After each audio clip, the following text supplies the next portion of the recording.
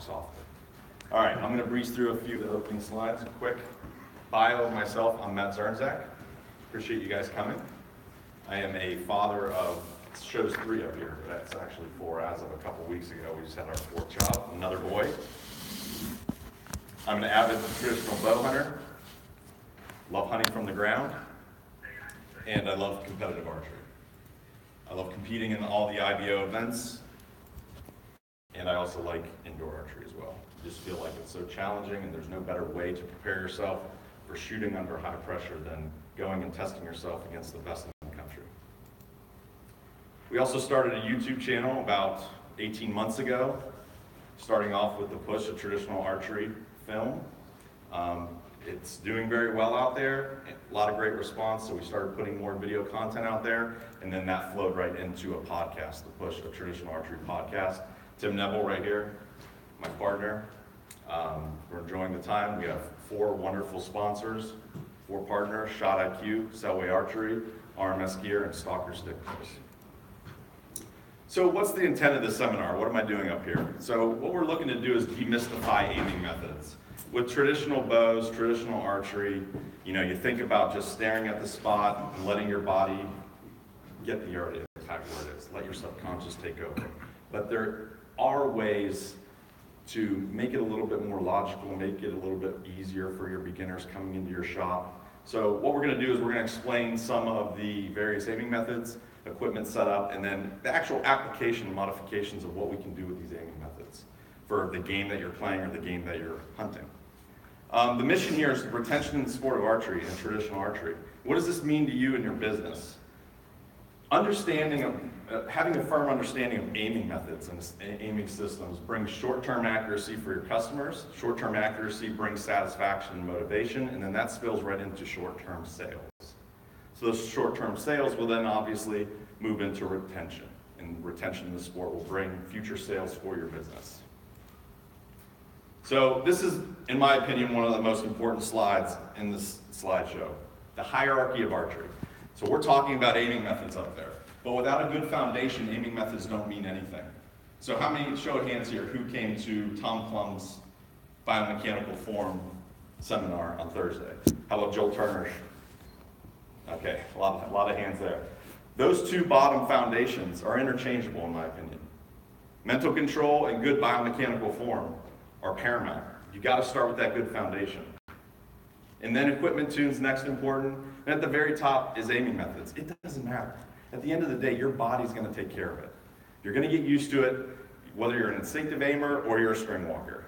The aiming method is least important.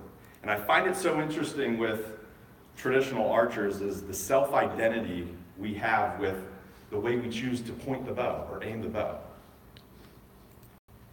So some of the aiming methods we're going to cover: instinctive archery, split vision, gap shooting, string walking, and the fixed draw. All these methods have one thing in common. The launch angle of the arrow leaving the bow has to change for the distance from the target as your distance from the target is changing.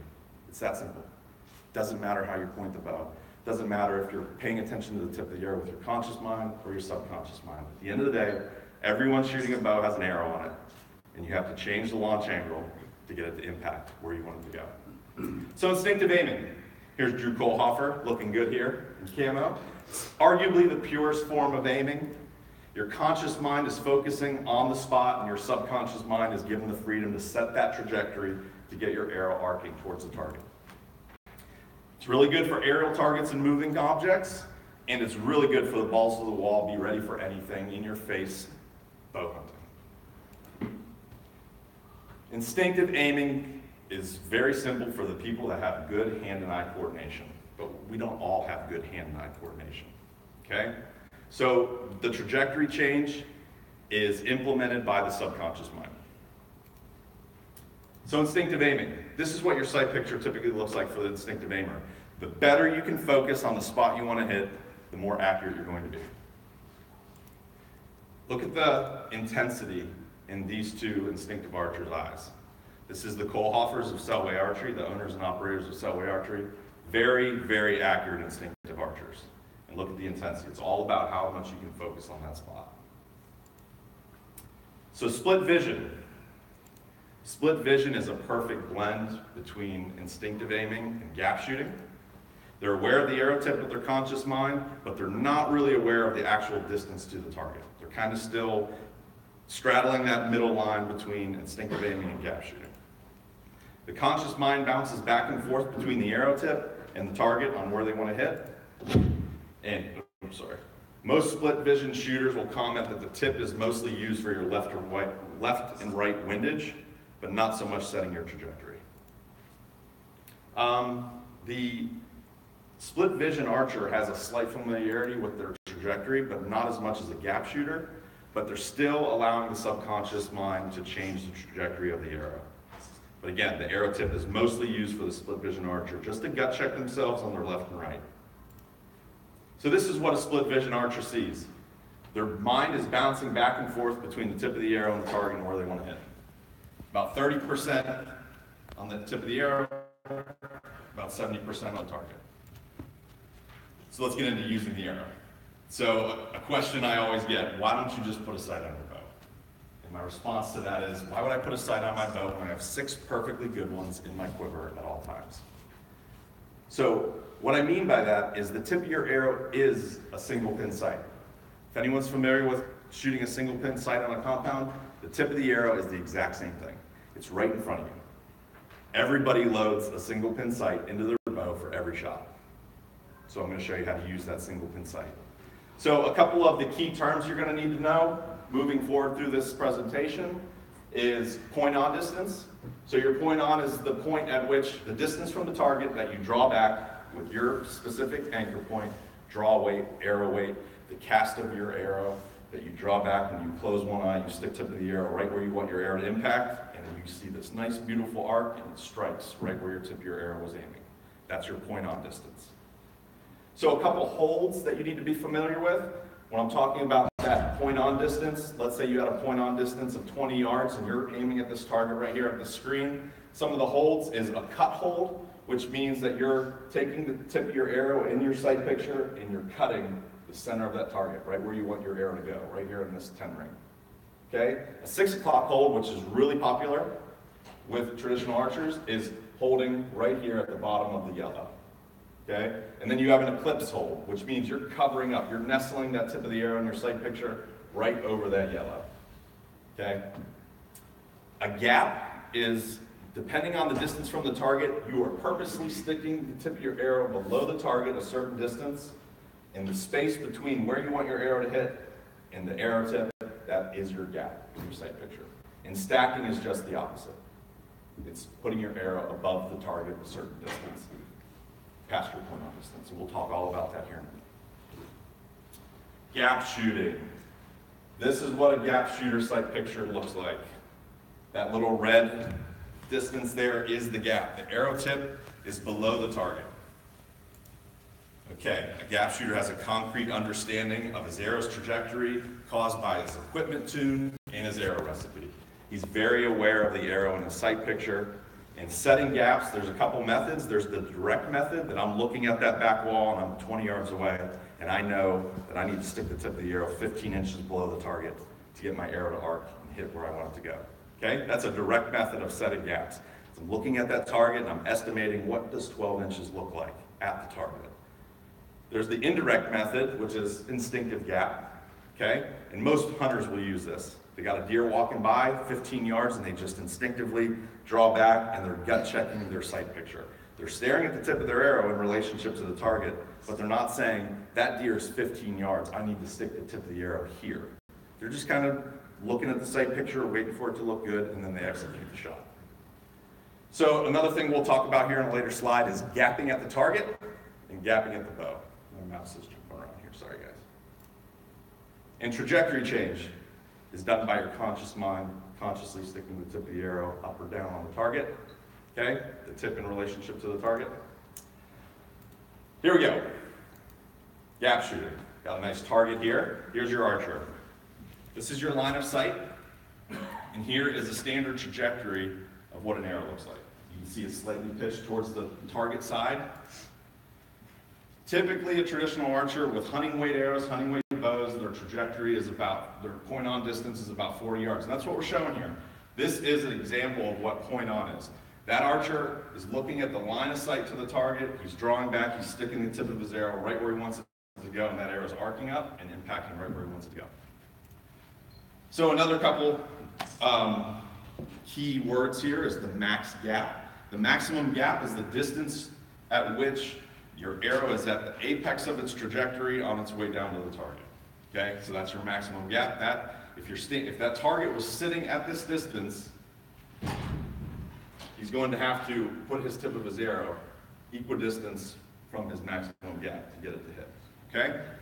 So the blue line is the arrow's actual trajectory as you're aiming your bow, sticking the tip of the arrow on the target. Now, if that target was at 30 yards and he stuck the tip of his arrow right where he wanted it to go, he's going to impact right here. He's going to impact high.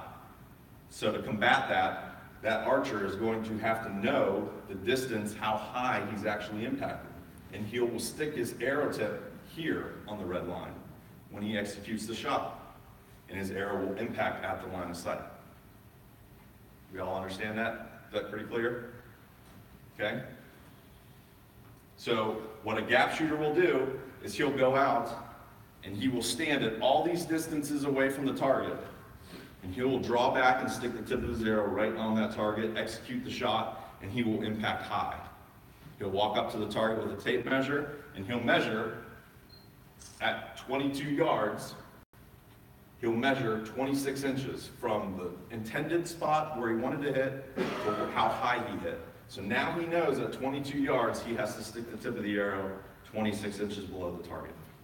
And so he's mentally mapping this, or he'll write it down on a card. Some organizations allow you to have a little distance card that he knows at 10 yards he's 12 inches low, and at 15 he's 18 inches low. And you can have that written down for competition. Okay? So this is what understanding of your trajectory looks like for the typical gap shooter. Okay. So, reduction of your point on distance. If you don't want your point on distance to be 40 yards, there's a few things you can do if you're an archer that doesn't want to string walk. If you want to be able to bump your tab right up against the bottom of the arrow and shoot your shot, there's a few things you can do to take it from 40 yards to maybe 35 or 30 yards. You can use a longer arrow, okay? I'll show you why. Sure I don't pull a broadhead out here. All right, so if you're drawing this bow back, and I'm going to aim, let's see, right here at the back of the door, okay? Right? This is my point on, and if I put a 2-inch longer arrow on it, that arrow is now above that target. Now watch what my bow has to do to be on my new point on, right? I had to drop my bow a little bit. That's changing the launch angle of that arrow coming out. So a longer arrow will require you to have a slightly lower launch angle, okay? So if you're shooting and you don't like your 40-yard point on, you can run a little bit longer arrow for your setup. Might take a little bit additional tuning, but that's a good way to do that. Heavier arrow, obviously, right? You can stick a 1,000 grain total weight arrow in there. Your point on distance is going to be 12 yards, right? So a heavier arrow, you can just beef it up a little bit. You can raise your knock height. Again, changing the launch angle of the arrow. So if you're point on distance and I'm holding that arrow, this is what the arrow looks like this is the launch angle. If I slightly increase my knock height, you can see that arrow's launch angle coming out of the bow. It's pitching down. So that's another way to change your point on distance. And then getting the arrow closer to your eye. This is the basic principle of string walking. And we'll talk about that here in a minute. But raising your arrow, getting that arrow closer to your eye will change your trajectory here. So you can raise your anchor point a little bit higher, or you can keep the same anchor point. If you're shooting split finger, go to 300. Okay? I'll show you that as well.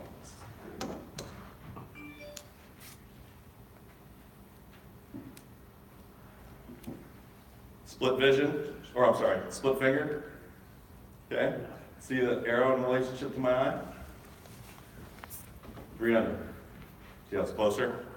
Whole finger width. So getting that arrow closer to your eye is going to shorten your point on distance as well.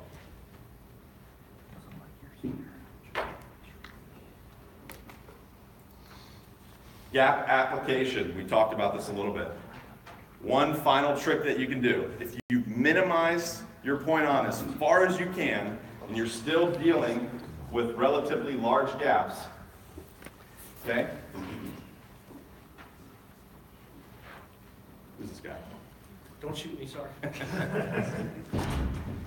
So you're dealing with relatively large gaps and you have nowhere else to go, okay? We'll give this guy a minute here. Okay. I'm almost done, 2 more. What's your name, sir? Leslie. Say hi, Leslie.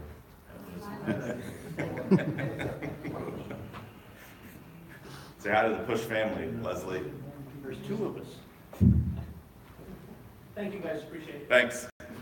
All right, application of your gaps. So if you've maximized your equipment, right, you get to the point where you're at a 40-yard point on. Let's say that's the closest you can possibly get it. You still are having a hard time managing those large gaps in your sight picture. There's one more trick.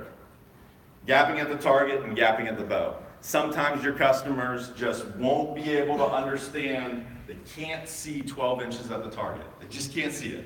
Their brain doesn't work that way. So they're looking at 20 yards and they're trying to stick that tip 12 inches below. They just can't measure 12 inches at the target. You can set that exact same gap and tell them to gap it at the bow. Tell them, hey, picture an inch at your bow. Same gap. It's a nice little trick to understand how your customers' minds are working, that you can gap at the bow. Now, another neat little trick you can do, clear rulers. You've seen clear rulers, the plastic ones. The very bottom, right by the 1-inch mark, there's usually a hole right through it. You can unscrew that field tip and pin it between the arrow and the ruler, right, in the shaft, tip in the shaft, and you can have it vertical. And have them draw that bow back with that ruler sticking straight up in the air at different targets, and have them look through that clear ruler, and they can understand and start getting an idea of what 1 inch looks like at the target or at their bow. Okay? Gap shooting pros and cons in the field. So the pros, your arrows are tuned for every shot. So if you're shooting 3 under and you bare shaft tune or paper tuned, and you get your rig perfectly tuned, every shot you're gonna be addressing the string in the same place every single time. String walking is not like that. We'll talk about that in a minute. Some cons, your gaps are super large at hunting ranges. So this big buck, oh, who am I kidding? That's better. That's more like the bucks I shoot. So 20 inches. I mean, if this deer's standing there at 22 yards, I'm aiming down at its hooves, right? Applying those big gaps in the field are just really a struggle sometimes, at least for me. String walking. Your trajectory change is by crawling down the string, okay? Crawling down the string changes your launch angle, which also changes the arrow's relationship to your eye. So the cool thing about string walking is you have the same sight picture regardless of the distance. So with gap shooting at 20 yards, you might be 12 inches low, and at 40 yards, you're sticking the tip of the arrow right on. Okay, every distance, your sight picture looks different. With string walking, if you understand your arrow's trajectory, here I have a string walking tab here we'll be talking about in a minute. Pass it around, you can see what it looks like. No matter the distance from the target, you're always going to be point on. Always. 100%. Your sight picture looks the same whether I'm standing at 10 yards or 40 yards. The tip of your arrow is always going to be on the target, and you're changing the trajectory on the back end. Okay? And then you have the same anchor for every shot as well. Unlike face walking. Face walking is the same principle as string walking, only you're changing your anchor instead of changing your crawls. But we're not going to cover face walking, but it's the same principles. So what is a crawl? So we have this tab here, I'm passing this tab around, and these tabs have graduated marks on them that are equidistant from each other, okay? Each one of these marks, to me, means something. Typically, every large hash mark is worth about 3 to 3.5 yards with my competition rig here, okay? So this might be 50 yards right against the knock, and down here might be a 20-yard shot. And so what is a crawl? So you're looking at your tab.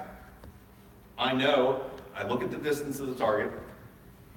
I estimate it's about 20 yards. I know that this mark, 7 marks down, might be my 20-yard crawl. I place my thumb against the string, the serving on the string, right where that mark is, and I crawl the tab down to my thumb mark. Okay? And then I'm ready to shoot the shot. And then you're anchoring in the same place every time. And it's changing the launch angle as it leaves your bow for every shot. So let's see what this looks like in real time. Okay? So estimate the distance from the target. I'm going to shoot a 40-yard shot for you guys. Okay? Bump my tab up against the arrow. Look at the mark for 40 yards. Make my crawl. Okay? I'm going to put an arrow on real quick so you guys can see the difference in the trajectory of the launch angle of the arrow. So another quick tip. Always bump your tab against the nock of the arrow. It's going to stay consistent shot after shot. Okay? Because it's all about your relationship from your eye to your arrow. Sometimes this bottom knock might move on you in the middle of a competition. Okay? You don't want to find that out on target 20. So it's all about the relationship of the arrow to the eye. So you're always going to want to start your reference from the arrow knock. Okay?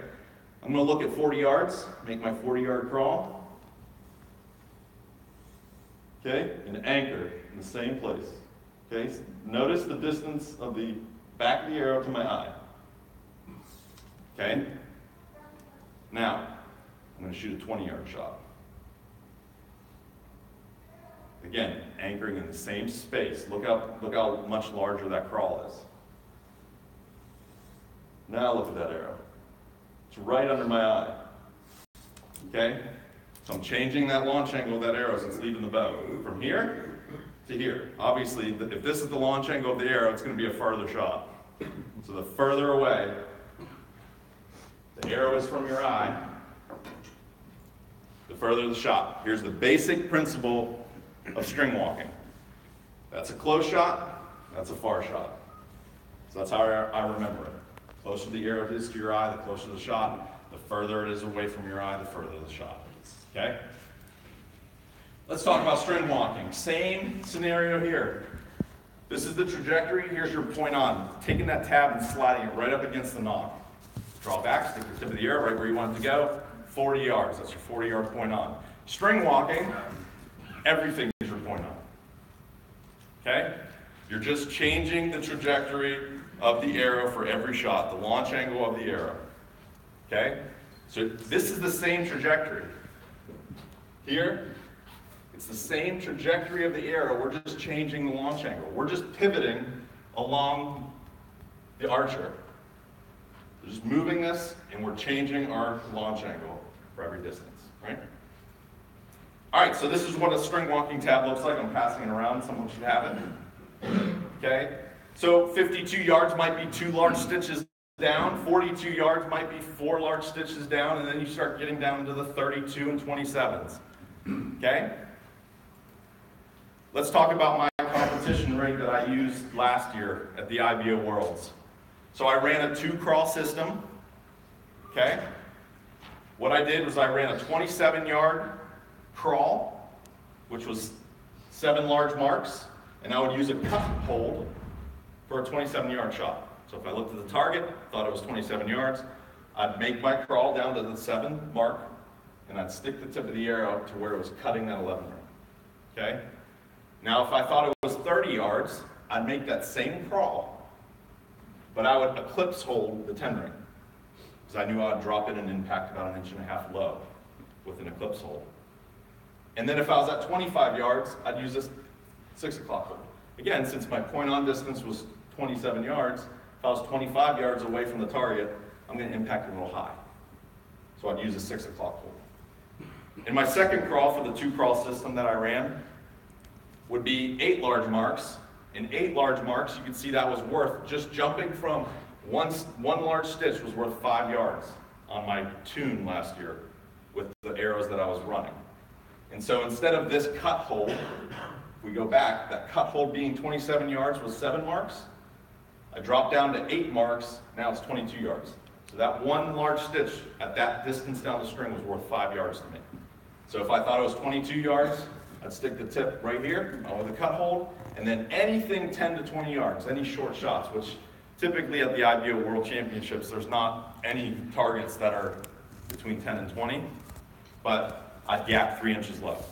I'd just hold 3 inches low below that 11 ring, and my arrow would arc up and hit in the 10 ring. Okay? So, some of the pros and cons for string walking in the field. So some of the pros, your sight picture looks the same regardless of the distance. Your tip's covering that vital up. That'd be super nice. It's pinpoint accuracy, and it's really good for maybe hunting over a food plot to where you have feeding animals, they're stationary. Some of the cons, it's slow for hunting situations. Okay, so you saw me execute a crawl. I mean, that was real time. Estimate the distance, crawl down the string, draw back. Okay, so what happens if the animal moves? So what happens if I'm about to take this shot on this doe? And I look down at my string, make the crawl, and she takes 5 steps towards me. And I look up, damn it, start over, right? It'd be a nightmare. Okay, low light, I can't see my tab in low light. Okay, I don't want to worry about making an accurate crawl in low light. Okay, and then the arrow's only tuned for one distance. So think about that. If I tune my arrow with a 20-yard crawl down the string and I bare shaft and I get it flying great, whenever I move up to 27-yard crawl, I'm flexing those limbs differently. I'm addressing the string at a different point on the string. So I'm opening that bow up out of center. So my arrows aren't going to be perfectly tuned. So that's the issue with string walking. It's always a game of compromises. So what I like to tune, I look at a competition and I tune my bows for different games I'm playing. If I'm going to go shoot 3D Worlds, and I'm looking at it, I think my average shot distance is going to be 27 yards. That's what I'm going to tune my bow at. I'm going to tune it at 27 yards because that's right at the average. It's going to be slightly out of tune for 32 yards. It'll be slightly out of tune for 22 yards, but right in that average range, I'm going to be pretty good. And then travel routes and corridors. Obviously, if the deer's moving and it's moving through a travel route and a corridor, string walking is really not a good method. But it's really good for competition. Okay, here's the great John Demmer. Yes, sir. I noticed your tab has a split for the... Yes. Do you shoot split? I don't. Now, 2 reasons why my tab has splits in it. One is that when I started string walking, I really liked the Fred Eichler tab. And I shot the split version. I don't like the construction of the 3-under version of that tab, but I love the construction of the split finger version. So I got used to shooting 3-under or crawling down the string with having that dexterity of my index finger, being able to have that tab material separated, okay? So I just got used to it, so now every 3-under tab or any type of competitive tab that I use, I like to make a split in that tab to give my index finger the freedom. It's just more comfortable for me. However, we keep talking about point on distance and bumping my tab up against that knock and shooting. So if I had a 52-yard point on running right up against the bottom of the knock, but it's a 65-yard shot. Now I know, through practice, that I can just jump up to split finger, which will get that arrow even further away from my eye with the same anchor point. And I can shoot that 65-yard shot and have my tip on the target somewhere. So having that split in the tab does give you the versatility to go from 3-under to split finger in that situation. Also, I noticed in your example picture that the ideal world setup, your walk to 27 was pretty far. Yeah. Did you do that to maintain a fast arrow? No, so the reason why my crawls were so long is because it's all, so if you and I came up here and we were tuning a bow together, you're going to be using the exact same arrow, exact same bow, exact same tab, and we go to start tuning that bow, and I said, go find your 20-yard crawl. And you're going to crawl down the string and shoot until you find your 20-yard crawl. Yours is going to be different than mine shooting the same equipment because of your position of your arrow, your anchor point. Your eye might be closer to your cheekbone than mine, right? You might be anchoring slightly lower than I am. And so those crawls are going to be different. So I typically have really long crawls because I have such a low anchor. Okay? So my anchor is the base of my thumb knuckle behind my jaw, the base of my index finger against my cheekbone, and then my nose finds a landmark on the string. So if I'm at a 25-yard crawl, typically that arrow knock's touching the side of my nose. If I'm at a 20-yard crawl, the arrow nocks touch, or the string is touching my nose. My nose is below that arrow. So it's different depending on your anchor points. Your crawls are going to be different. Okay? So the fixed crawl, let's talk about this one. It's blending string walking and gap shooting into a powerful method for the woods. We talked about all the pros and cons of gap shooting and string walking in the field. Okay? It's customizable for the game you are playing, and it's customizable for the game you are hunting. So let's talk about it. So let's do a quick review. This is your standard traditional bow hunter with a 40-yard point on. Here's your gaps for gap shooting, shooting right up against the bottom of the knob. Okay, 3 under bottom of the knob. Big gaps. We talked about how that's hard to apply in the woods. String walking, everything's your point on, right? All right, what does a fixed crawl look like? So what you do is you come down the string. So remember, this is your string walking, right? So you're going to string walk down to your 25-yard crawl, wherever that arrow is crossing your line of sight. Okay? String walk down to your 25-yard crawl, and you're going to shoot every shot from now on with that hunting bow from that crawl. And this is now what your new gaps look like. Okay? So, now we're manageable. So remember in the last example, at 20 yards, we were like 22 inches below the target. Most traditional archers aren't going to be shooting at 40 yards anyhow, even if it is their point on distance. Personally, if I see a whitetail at 37 yards, I'm not shooting. I'm going to get my camera out. Okay? I'm going to tell some big lies to my friends about how I decided to pass on it. It was 22 yards, it wasn't big enough for me, right? But look now, at 20 yards, 6 inches. At 15, 8 inches. 10 yards, 6 inches. It's super manageable for the woods. Dude, think about like having a deer walk by at 15 yards, draw back, stick the tip of the arrow right at the bottom of the chest. This is like made for bow hunting whitetails. 8 inches low from the heart is right at the bottom of the chest. You have a nice, perfect line to stick the tip of your arrow on. Okay, so let's talk about it. Here's a one-piece longbow. Okay, here's where we're knocking the arrow. In that example, let's say I crawl down the string, I keep messing with my tab, and I find my 25-yard point on. And that's 7 large marks down the string. Well, I'm going to look at my tab right against that knock, come down to 7 stitches down, make that crawl, and I'm going to stick a brass knock on that string. Okay? Every shot from now on, I'm just going to stare at the target, put my tab on the string, and slide it right up against until it butts against that bottom knob. Okay?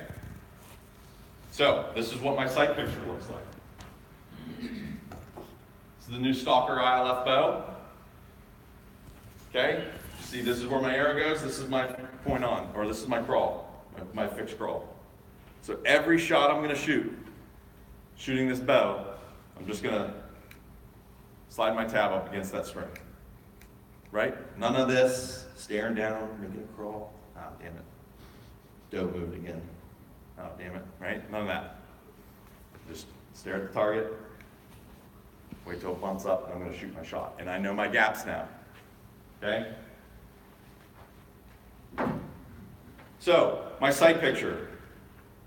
This buck comes walking into my ambush at between 10 and 20 yards. I'm 6 to 8 inches low, right? To get it to impact right where I want it to be, right in the middle.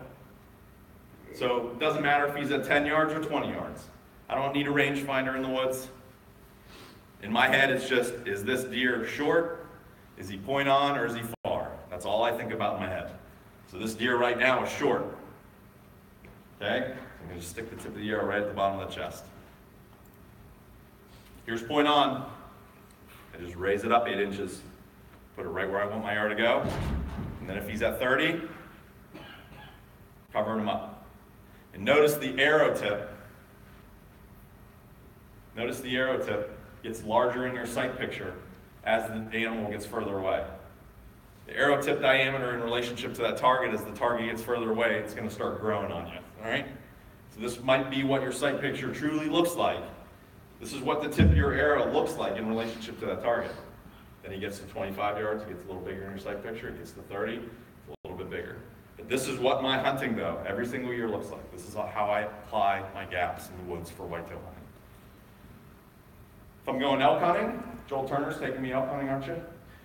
Sure. Next year, right? Taking me to your secret spot. I'll save you money, pal. So if I'm going elk hunting, I'm going to change it. I'm going to just go up the string a little bit.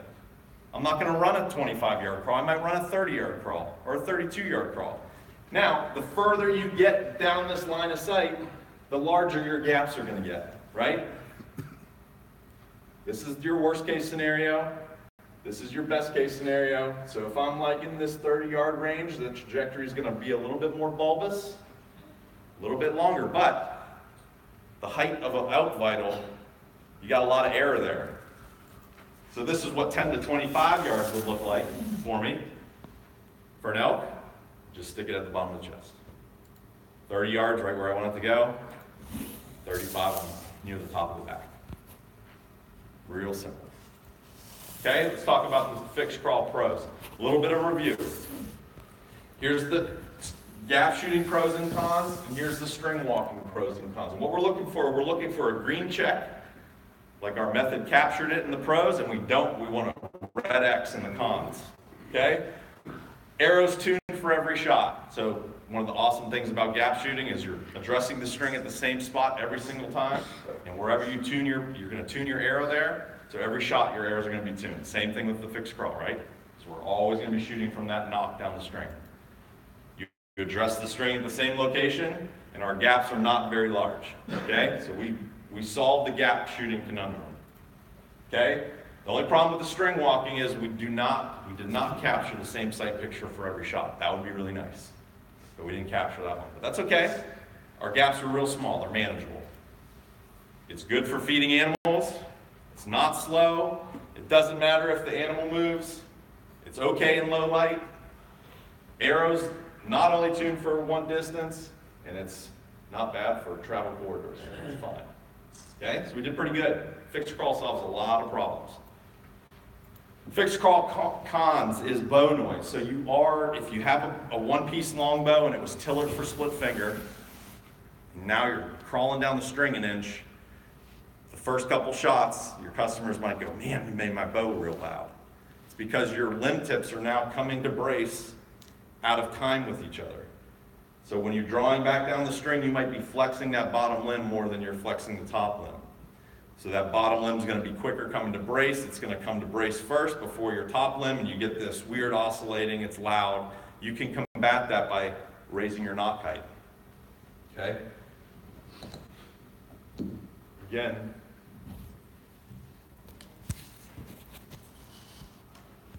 so if I'm going to address the string down here, let's see how I want to show this. Okay. If I'm shooting 3 under and my bow's loud, and my bottom limb's coming to brace faster than my top limb, because I'm flexing it more, all I'm going to do is raise my knock height, right? And I just moved up towards the center of the bow a little bit more. Now if I'm crawling down the string, okay, so let's say I'm down here, and I'm going to crawl down the string an inch, like that. If I move my knock height up slightly, and I crawl down the string that same inch to get my 25-yard point on, you can see that I came up about a 1/4 inch. Okay, so you can tiller tune your bow just adjusting your knock height, because you're just changing where you're addressing the string and opening up that bow. Does that make sense? Okay. If you make changes in your arrow or your bow tune, you have to readjust your crawl. No different than a single pin sight, right? Your compound, you change the weight of your arrows. Your single pin sight, you're going to have to adjust it slightly. Same here. You're just going to have to adjust your sight tape on the back, move your knock point that's on the string up or down. Tuning in bear shaft can be slightly cumbersome, shooting like a one-piece bow or a bolt-down bow with a fixed crawl, but again, if you just understand the tiller adjustments that you can make, the dynamic tiller adjustments you can make on your bow by changing your knock height, you'll be fine. ILF rigs are real nice because you can change the tiller by cranking in those tiller bolts up or down, okay? And you're going to need a bigger freezer. That's the only problem. A lot of freezer space. Okay, stringler. Last thing, this is a huge issue that we see with beginner aimers. They're going to draw back, and their anchor points out here on the side of their face, and they draw back and they stick the tip of the arrow right where they want it to go, and they hit left by 2 feet. They're sticking the tip right where they want it to go. They know their rig is tuned. They just went through the tedious task of bare shaft tuning or paper tuning, and they draw back and shoot, and they're hitting way left or they're hitting way right. Well, you do have a rear sight on these traditional bows, and it's your stringler. This is your stringler. So pretend this is you shooting an arrow. The tip of your arrow, you're at a 20-yard shot, so you know you need to nestle the tip of the arrow below the target. You're shooting at that little Reinhardt block there. And pay attention to what your stringler looks like. Your string is going to be in your peripheral vision when you're at full draw. It's going to be blurry. That's why it's called string blur, but it is in your sight picture. And you're going to draw back, and let's pretend that that arrow impacts 1.5 feet to the left. So all we're going to have to do is bring that rear sight to the left. You're going to chase your impacts. If you impact to the left, you need to bring your rear sight to the left, and then reshoot the shot. Okay? So look at that one. We did the same thing, right? Your string blur is about 2 inches to the right side of your riser in this picture. You hit left. All right, I need to move my string blur to the left a little bit. Move it to the left, shoot the same shot. You can see what's happening to the pitch of that arrow. That arrow is still nestled below that Reinhardt target, but now you're just bringing your alignment in. And then look at that. If that wasn't enough, right? Way outside, you're hitting it 1 foot to the left. You adjust your string blur, you shoot again, now you're 6 inches to the left. Adjust your string blur one more time, and now you might be shooting right down the middle. So troubleshooting in this issue for one of your customers, if they're having a traditional bow in their hand, they're shooting at your indoor range, you tell them, hey, 20 yards, stick the tip of the arrow about 12 inches below that target. And they're hitting elevation-wise, they're hitting perfect, but they're hitting to the left. That's a good tip for you guys. Just tell them, hey, pay attention to your string blur, line it up with the right side of your riser. You doing that by like moving your head?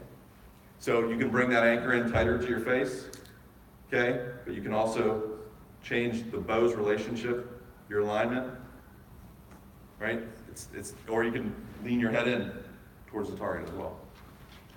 It's funny, once you tell somebody, look at your string blur and move it to the left, it's funny how you see whatever's natural for them. You know, you don't want to tell them lean your head. Whatever's natural, whatever feels good for them, they will move that string blur over. Okay?